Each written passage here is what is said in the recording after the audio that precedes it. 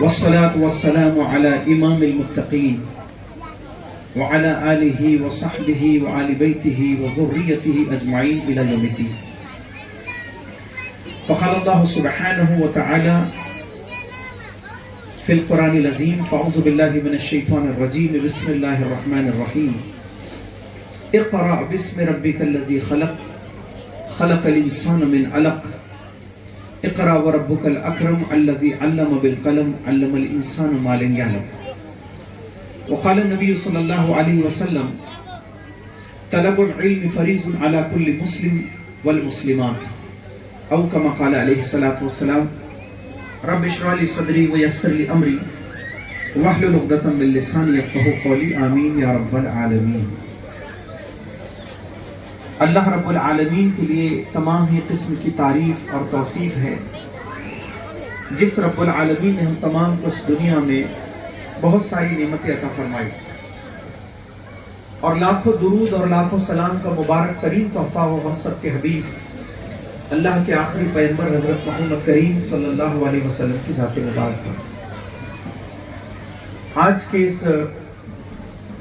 بہت ہی منفرد اور اہم ترین پروگرام کی صدارت فرما رہے ہیں جناب اعجاز ملک صاحب. اسٹیج پر جلوہ افروز ہمارے اس علاقے کی معزز اور قیمتی شخصیات، اور اس مجلس میں تشریف فرما قابل احترام بزرگوں، امت کے بہت ہی قیمتی نوجوانوں اور بہت پیارے پیارے بچوں اور امت کی ماؤں بہنوں اور امت کی بیٹیوں، السلام علیکم ورحمۃ اللہ وبرکاتہ.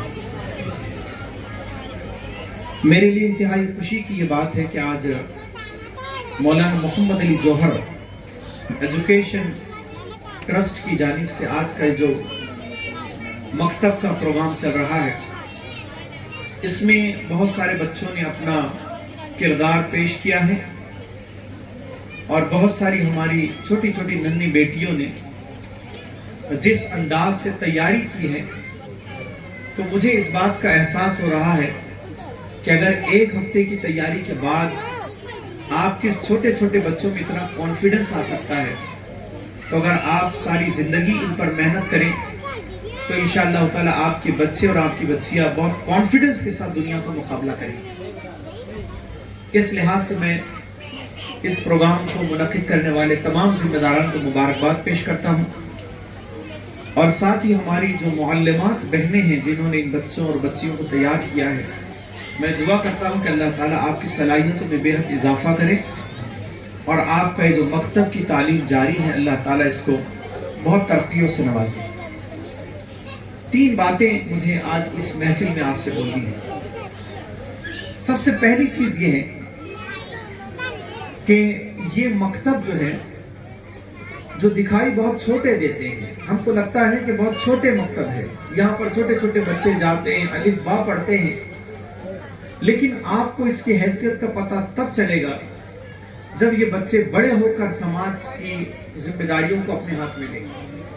کئی بچے طلباء ایسے ہیں، چھوٹے چھوٹے بچے اور بچیاں ایسے ہیں جو مکتب میں جاتے ہیں، الف با پڑھتے ہیں، بہت زیادہ چیزیں ان کو وہاں پر یوں سمجھ لی کہ یونیورسٹی کی تعلیم نہیں ہوتی، مگر قاعدہ پڑھتے ہیں، قرآن کو حفظ کرنے کی ترتیل اور تجوید سے پڑھنے کی کوششیں کرتے ہیں.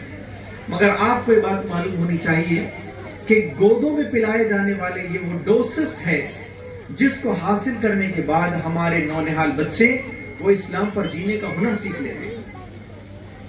اور یہ مکتب میں اگر ہم نے اپنے بچوں کو بڑے سلیقے کے ساتھ بھیجا، جس طرح تعلیم اپنی عصری تعلیم دیتے، اسکولوں کی تعلیم دیتے ہیں، بہت سارے والدین یہ مکتب کی تعلیم سے غافل ہوتے ہیں، اور ان کی غفلت بچوں کو غافل بناتی ہے.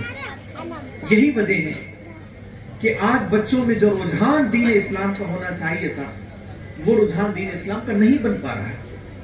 میں ایک چھوٹی مثال دے کر اپنی بات آگے بڑھاتا ہوں. آپ کو معلوم ہے کہ رمضان کریم جب ہمارے پاس سے ابھی 1 دن پہلے رمضان کریم رخصت ہوا ہے، رمضان کریم میں ہم نے 17 رمضان کو ایک عظیم ترین تاریخ دہرائی. یہ بچے جو بات کریں میں ان سے سوال کر رہا ہوں، کون بتائے گا 17 رمضان کو کون سی تاریخ ہم نے دہرائی ہے؟ 17 رمضان کو کیا ہوا تھا اسلام کی تاریخ؟ کون بتائے گا بھائی؟ بولو بیٹی آپ بولو گڑیا بولو بولو 26 کیا ہے؟ ہاں ٹھیک ہے. 17 رمضان کریم کو اسلامی تاریخ میں جب تک قیامت باقی رہے گی یا آئے گی جب تک قیامت، اس وقت تک پوری دنیا کے مسلمان ایک تاریخ کو یاد کریں. اور 17ویں روزے کو اللہ کے نبی صلی اللہ علیہ وسلم نے ایک بڑی فتح حاصل کی تھی، ایک جنگ فرمائی تھی. اس جنگ کا نام ہے غزوہ بدر. اور بدر کے میدان میں آپ کو معلوم ہے کہ مسلمان صرف کتنی تعداد تھی؟ 313 تھے. کتنے تھے مسلمان؟ 313. مگر 313 مسلمانوں نے 1000 کے مجمع پر فتح حاصل کی تھی. یعنی 3 گنا سے زیادہ کافر اور مشرکین کی فوج تھی، اور صرف 313 نہتے مسلمان تھے. وہ نہتے مسلمانوں کی حالت یہ ہے کہ ان کے پاس صرف 2 گھوڑے تھے، اور ان کے پاس صرف یوں سمجھ لیجئے کہ 80 افراد ایسے تھے جن کے پاس اپنے بچاؤ کے لیے زرہ باقی تھی، اور بہت کم افراد ایسے تھے جن کے پاس ٹوٹی ہوئی تلواریں موجود تھیں. مگر میں ہماری بہنوں کو یہ واقعہ سنا رہا ہوں. ہماری بہنیں یہاں سب اپنے گھروں میں بات کر رہی ہیں. تو جب جنگ بدر کا اعلان اللہ کے نبی صلی اللہ علیہ وسلم نے فرمایا تو سارے صحابہ کرام رضی اللہ تعالیٰ بدر کی تیاری میں جانے لگے. اللہ کے نبی صلی اللہ علیہ وسلم کی اس فوج میں ایک 14 سال کا بچہ بھی آنا چاہتا تھا، جس کے 14 سال مکمل ہو گئے اور 15ویں سال میں داخل ہو گیا.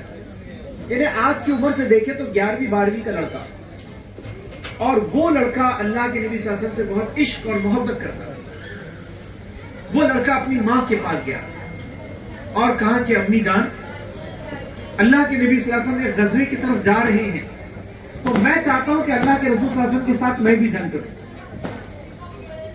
وہ ماں کہتی ہے کہ ابھی تم بہت چھوٹے ہو، تو ایسا کرو ابھی مت جاؤ، اور بہت سارے موقع آپ کو ملیں گے. ایک دن منع کر دیتی ہے ماں.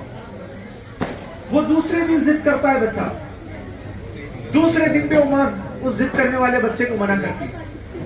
مگر تیسرے دن اتنی زیادہ ضد کیا وہ معصوم بچے نے کہ ماں کو اس کو جہاد میں جانے کی اجازت دینا پڑا. یہ ماں کون ہے معلوم ہے؟ یہ مدینہ کی وہ ماں ہے جس کے شوہر کا ایک جہاد میں انتقال ہو گیا. وہ بیوہ ماں تھی،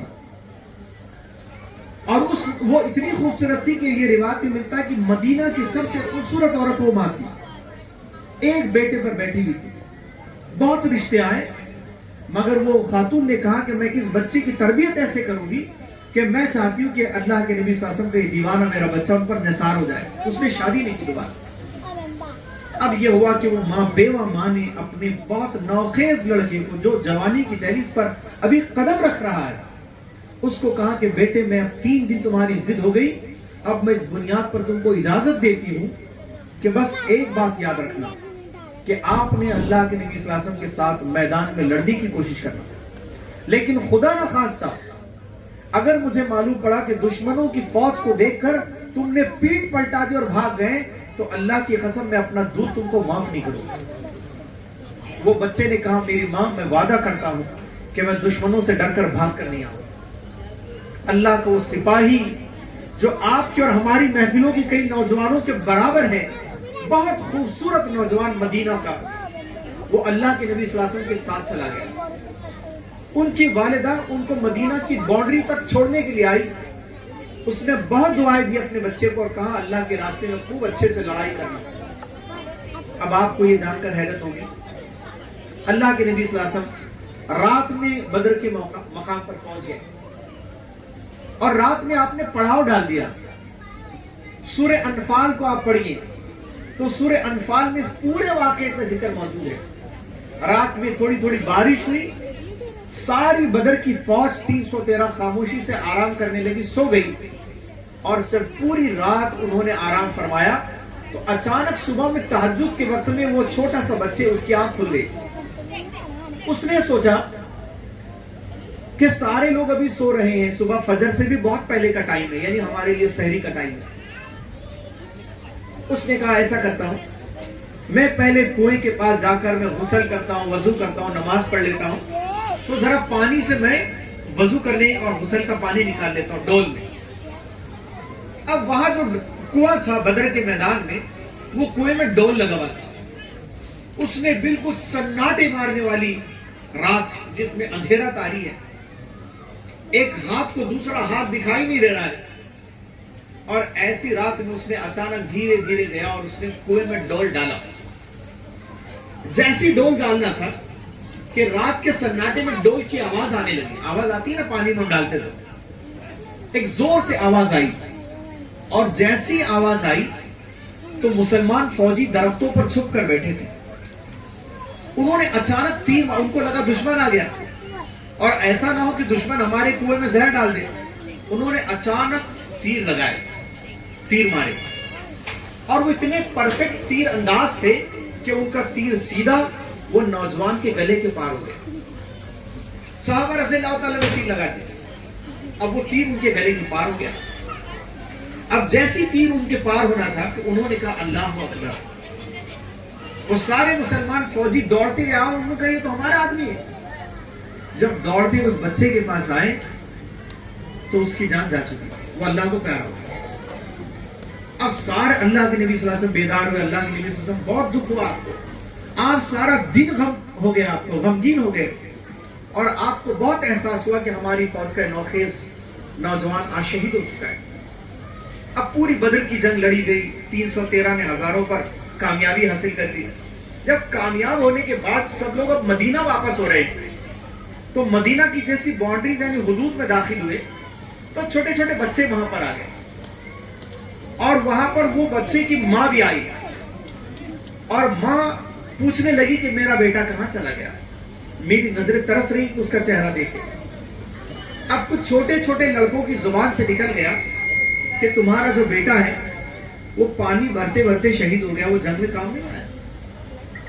یہ سننا تھا کہ وہ ماں دھاڑے مار مار کر رونے لگی.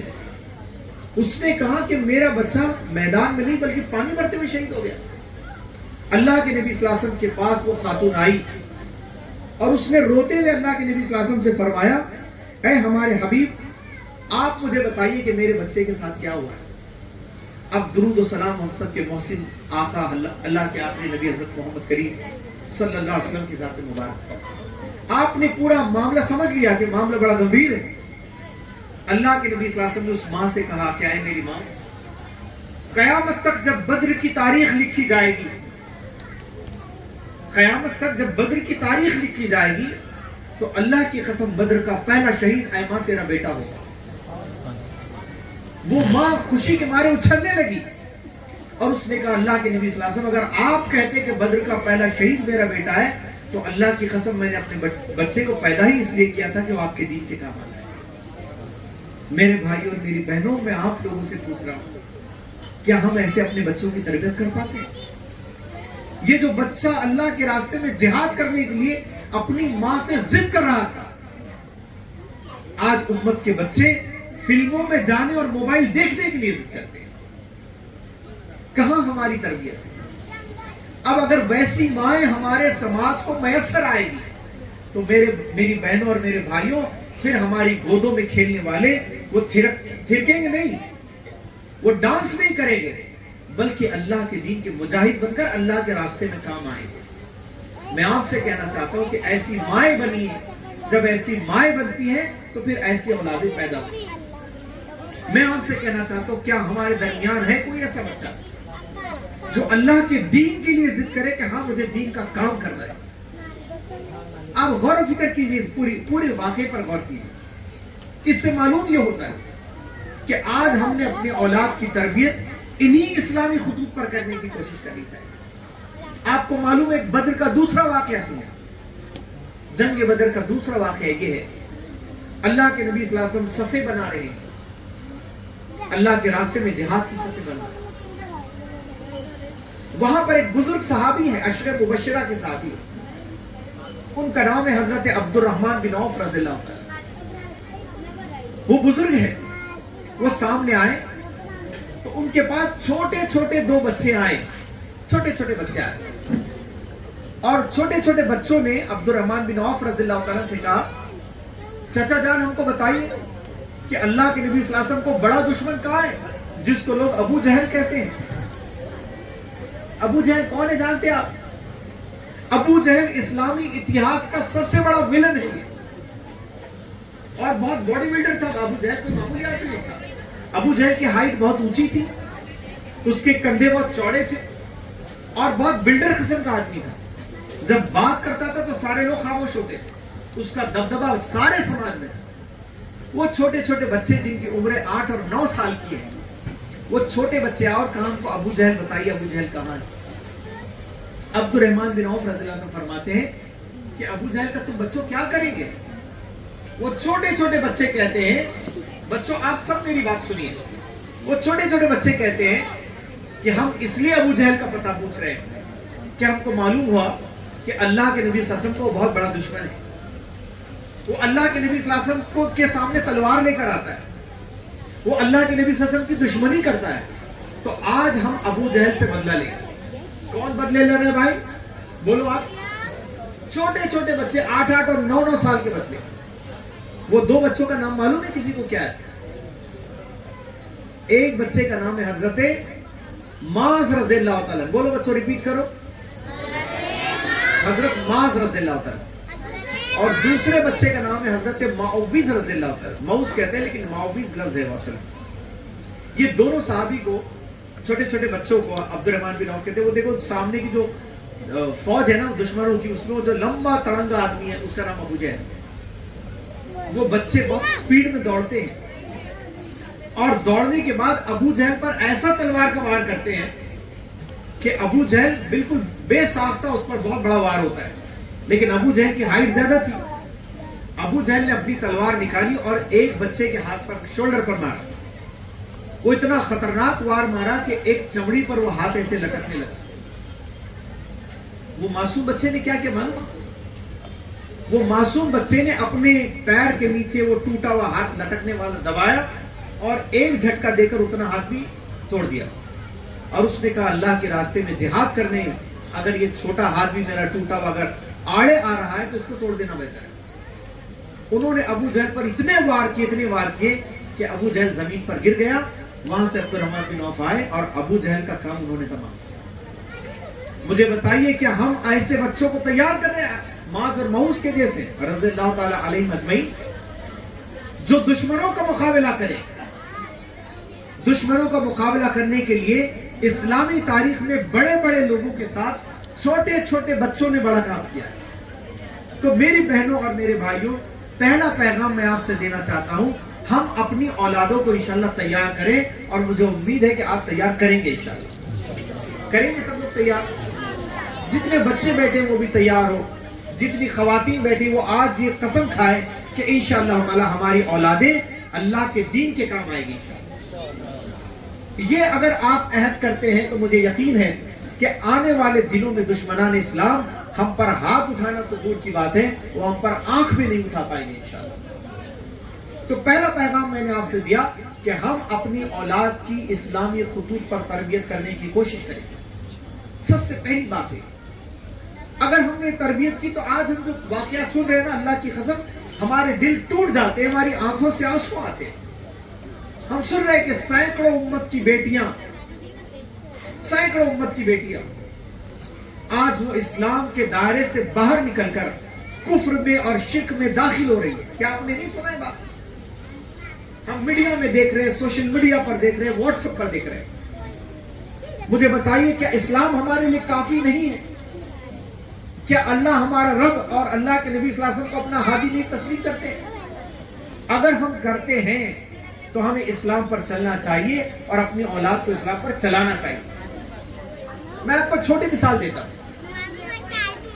ہماری جو عزت ہے, امت مسلمہ کا جو وقار اور دبدبہ ہے, تو امت مسلمہ کا جو دبدبہ ہے وہ صرف اسلام کی وجہ سے, وہ صرف اور صرف اسلام کی وجہ سے.